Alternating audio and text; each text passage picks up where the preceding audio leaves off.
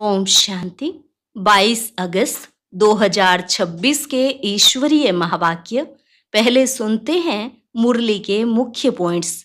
बाबा ने कहा, तुम्हें पवित्रता का कंगन भी पूरा बांधना है।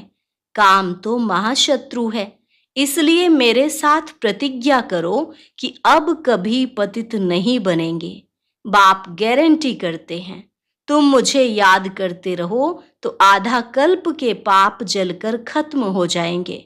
फिर बाबा ने कहा, तुम ही पूज्य राव थे, फिर 84 जन्म ले पूरे रंक बने हो। अभी तुम ऐसे राज्य में जा रहे हो जहां एक धर्म, एक मत, एक भाषा थी। वहां सभी सुखी थे। ऐसी बातें घड़ी घड़ी सिमरन करते रहो तो तुम कभी भी अपने को दुखी नहीं समझेंगे। लास्ट में बाबा ने कहा, बेहद के बाप से बेहद की पढ़ाई पढ़कर तुम्हें बेहद का राज्य लेना है।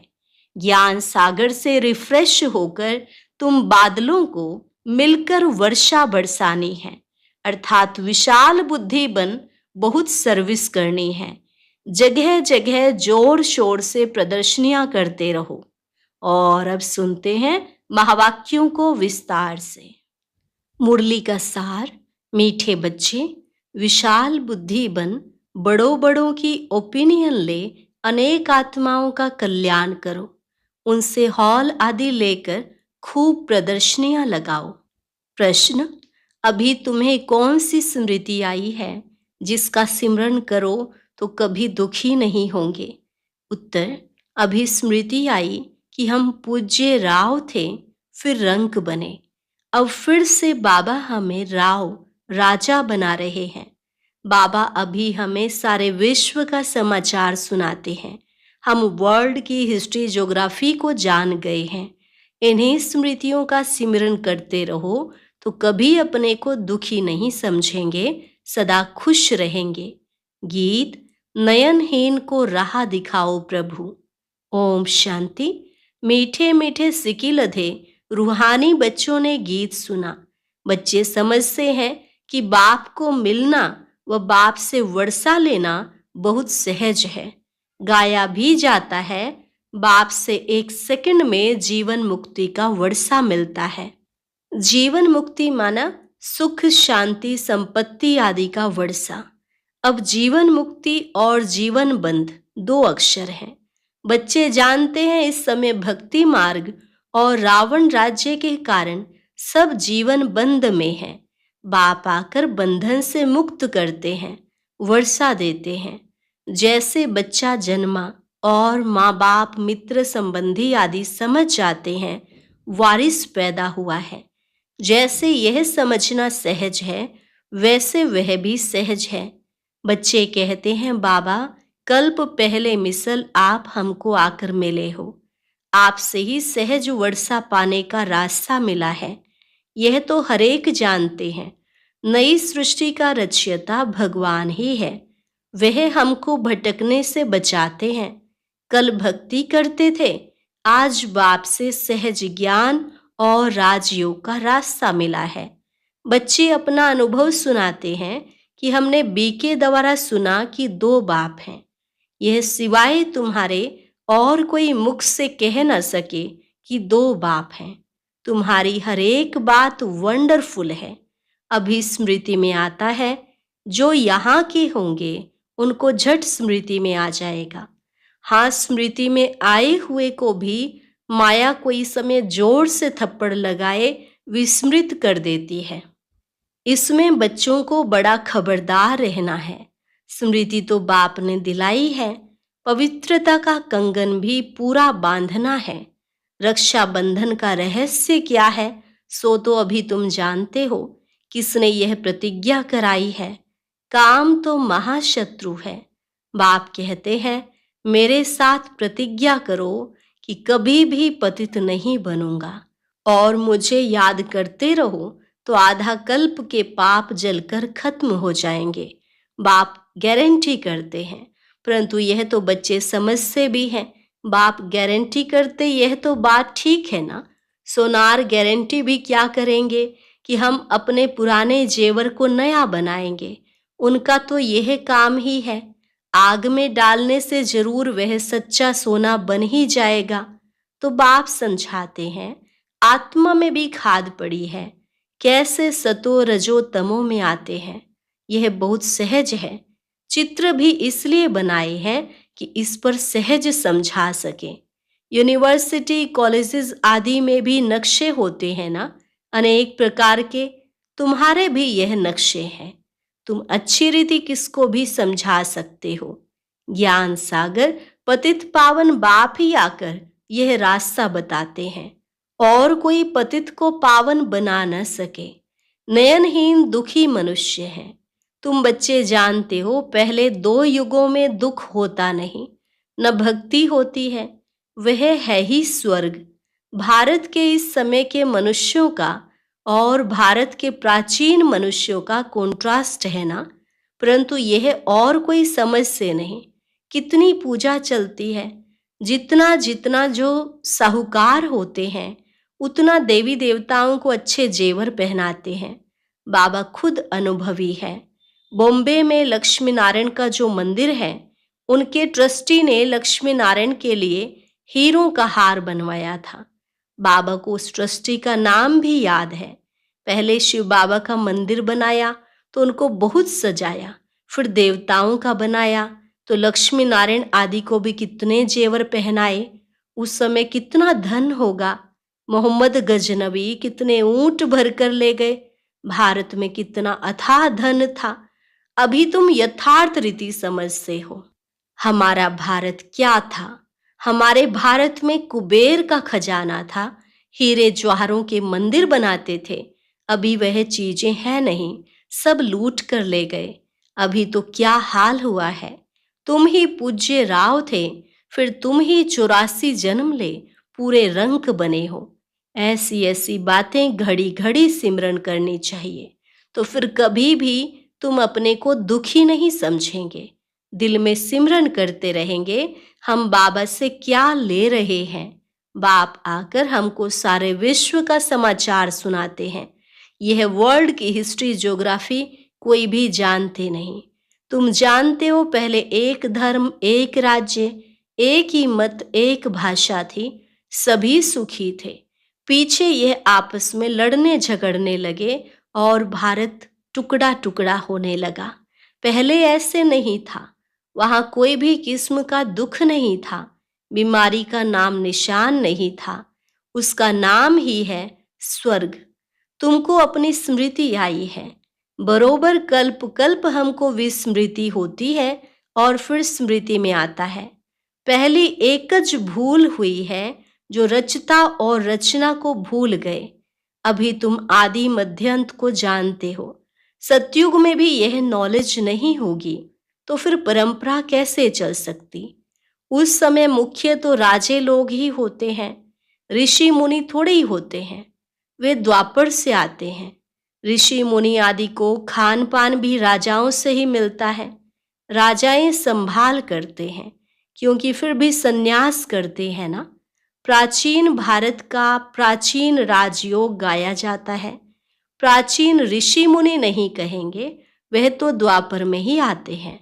वह राजाओं के आधार पर चलते हैं।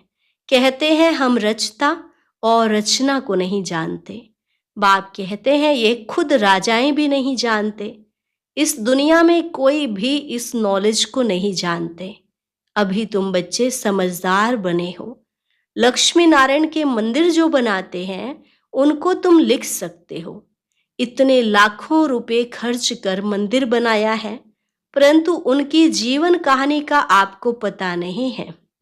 इन्होंने राज्य कैसे पाया, फिर कहाँ चले गए, अभी कहाँ है, हम आपको सब राज बता सकते हैं। ऐसा उन्होंने लिख सकते हो। तुम बच्चे तो हरेक की जीवन कहानी को जान चुके हो, तो क्यों नहीं लिखना चाहिए। हमको टाइम दो तो हम एक एक की जीवन कहानी बताएंगे। शिव के मंदिर जो बनाते हैं, उनको भी तुम लिख सकते हो। बनारस में शिव का मंदिर कितना बड़ा है, वहां भी ट्रस्टी लोग होंगे। कोशिश करनी चाहिए बड़ों बड़ों को समझाएं। बड़े आदमी समझ गए तो उनका आवाज बहुत होता है। गरीब लोग झट सुन लेते हैं। मदद बड़ों की लेनी है। ओपिनियन भी बड़ों बड़ों की लिखवानी है, क्योंकि उन्हों का आवाज भी मदद करता है। वास्तव में वह इतना आवाज करते नहीं है जितना होना चाहिए। तुम प्रेसिडेंट को भी समझाते हो, अच्छा अच्छा भी कहते हैं। चीफ मिनिस्टर, गवर्नर आदि ओपनिंग करते हैं, लिखते हैं यह बीके तो बहुत अच्छा सहज रास्ता ईश्वर से मिलने का बताते हैं, परंतु ईश्वर क्या चीज है ये कुछ भी नहीं समझते। सिर्फ उस समय कहते हैं रास्ता बड़ा अच्छा है, शांति मिलने का मार्ग अच्छा है, परंतु खुद नहीं समझते हैं। बाबा बड़ों बड़ों को समझाने के लिए भी कहते हैं। बड़े बड़े मनुष्यों से बड़े बड़े जो नामी ग्रामी हॉल हैं वह ले लो, बोलो हम सब मनुष्यों के कल्याण के लिए यह प्रदर्शनी हमेशा के लिए रखना चाहते हैं, सिर्फ एडवर्टाइज करनी है। ऐसे 50 या 100 हॉल लेने चाहिए। भारत तो बहुत बड़ा है ना, एक एक शहर में 10-12 हॉल लो। अखबार में पड़ जाए इतने हॉलों में प्रदर्शनी हो रही है। जिनको समझना है वह आकर समझें, तो कितनों का कल्याण हो जाएगा। बच्चों को बड़ा विशाल बुद्धि बनना चाहिए, सर्विस बच्चों को करनी चाहिए ना। बाप सब बच्चों को कहते हैं प्रदर्शनियां बहुत जोर शोर से करो। बाबा तैयारी करा रहे हैं, बच्चों को कोशिश करनी चाहिए। ये सब समझने की बातें हैं। भगवान आते हैं, प्रजापिता ब्रह्मा द्वारा रचना रचते हैं प्रजा की, तो जरूर कितने ब्राह्मण रचे होंगे, अब फिर रच रहे हैं। कितने ब्राह्मण ब्राह्मणियां हैं। बाबा यह ब्राह्मण धर्म रचते हैं संगम पर। तुम प्रैक्टिकल में देख रहे हो और समझ रहे हो। यह बातें कोई शास्त्रों में नहीं है। तुम बच्चे समझते हो बाबा आते ही तब हैं जब पतित दुनिया को पावन बनना होता है। यह भी जानते हैं परमात्मा प्रजापिता ब्रह्मा द्वारा ही रचना रचते हैं, परंतु कब रचते हैं यह नहीं समझते। वह समझते हैं कोई नई रचना रचते होंगे। ब्रह्मा को तो सूक्ष्म वतन में समझते हैं। अभी तुम समझते हो प्रजापिता ब्रह्मा तो यहाँ है, तुम सूक्ष्म वतन में जाते हो, पवित्र बन फिर फरिश्ते बन जाते हो, साक्षात्कार करते हैं। बच्चे आकर सुनाते हैं वहां मूवी चलती है, वह है ही मूवी वर्ल्ड। तुमने मूवी बायोस्कोप भी देखा था, अभी प्रैक्टिकल सब बातों को तुम जान चुके हो। मूल वतन है साइलेंस वर्ल्ड, वहां आत्मा ही रहती है। सूक्ष्म वतन में सूक्ष्म शरीर भी है, तो जरूर कुछ भाषा भी होगी। तुम बच्चों की बुद्धि में है हम आत्माओं का स्थान शांति धाम है, फिर है सूक्ष्म वतन, वहां ब्रह्मा विष्णु शंकर रहते हैं, और यह है कलयुग और सतयुग का संगम। यहाँ बाप आते हैं, यहाँ से तुम ब्राह्मण जाते हो। पियर घर और ससुर घर है ना, यहाँ दोनों तुम्हारे पियर हैं। बाप दादा दोनों मेहनत करते हैं बच्चों को गुलगुल फूल बनाने। मुसलमान भी कहते हैं गार्डन ऑफ अल्लाह। कराची में एक पठान था, वह सामने खड़ा होता था, देखते देखते गिर पड़ता था। पूछा जाता था तो कहता था हम खुदा के बगीचे में गया, खुदा ने फूल दिया। अब उनको ज्ञान तो था नहीं। अभी तुम समझते हो बगीचा किसको कहा जाता है। यह है कांटों का जंगल और वह है फूलों का बगीचा। तुम्हारी बुद्धि में सारा राज है। सतयुग क्या है, कलयुग क्या है, तुमको बहुत खुशी होनी चाहिए। सारा चक्र तुम्हारी बुद्धि में है। विस्तार तो इनका बहुत है, तुम्हारी बुद्धि में कितना शॉर्ट में बैठा हुआ है। तुम बच्चों ने रचता बाप द्वारा रचता और रचना को जाना है। ब्रह्मा को रचता नहीं कहेंगे, रचता एक है, बलिहारी भी एक की है। पहले पहले रचना ब्रह्मा की है, फिर कहेंगे श्री कृष्ण की। ब्रह्मा तो है, ब्राह्मण भी जरूर चाहिए। पांडवों को ब्राह्मण नहीं समझेंगे, ब्रह्मा द्वारा ब्राह्मण चाहिए। यह है रूहानी यज्ञ, इसको स्पिरिचुअल नॉलेज कहा जाता है। रूह को वही बाप ज्ञान देंगे।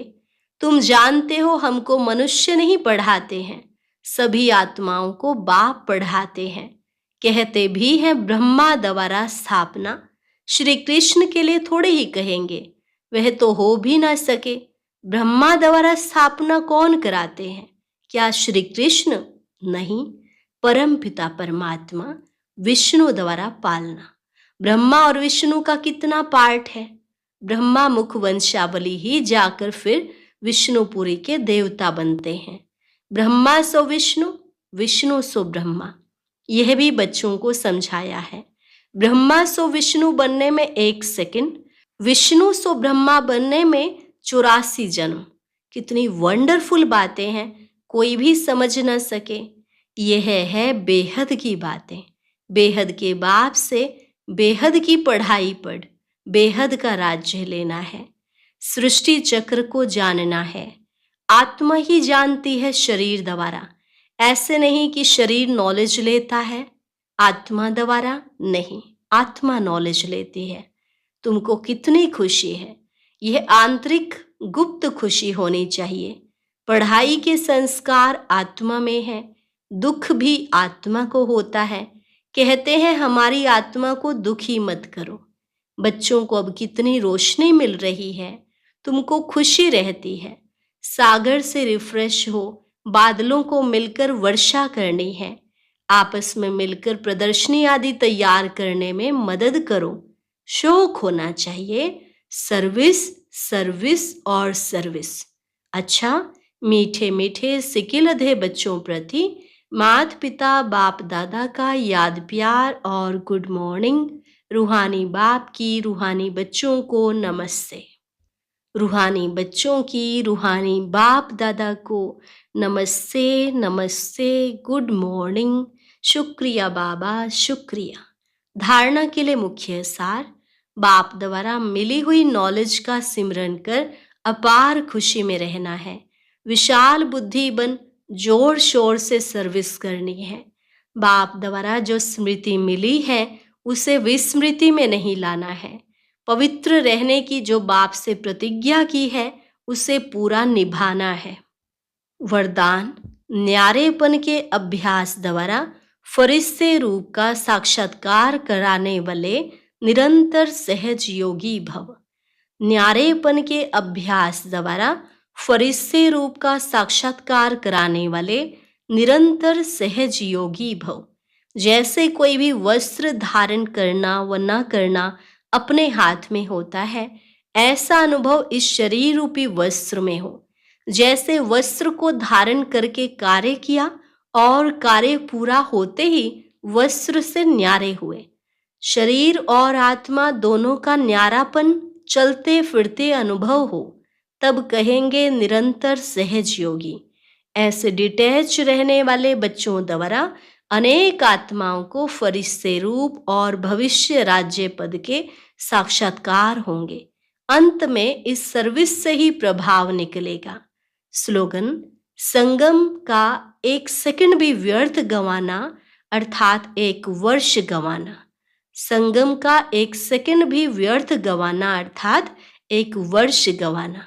अव्यक्त इशारे अपवित्रता के बीज को भी समाप्त कर संपूर्ण स्वच्छ पवित्र बनो। ब्राह्मण जीवन का जो आंतरिक वर्षा सदा सुख स्वरूप, शांत स्वरूप, मन की संतुष्टता है, उसका अनुभव करने के लिए मनसा की पवित्रता चाहिए। जमा करने की विधि है मनसा वाचा कर्मणा पवित्रता। फाउंडेशन पवित्रता है। सेवा में सफलता का आधार भी पवित्रता है। संकल्प व बोल में और कोई भी भाव मिक्स नहीं हो। भाव में भी पवित्रता, भावना में भी पवित्रता हो। अच्छा, आज का अव्यक्त ज्ञान मोती सुनने के लिए ऊपर दिए गए बॉक्स पर क्लिक करें। अगर बॉक्स दिखाई नहीं दे रहा है तो ऊपर जो कॉर्नर में शो लिखा हुआ है उस पर क्लिक करें।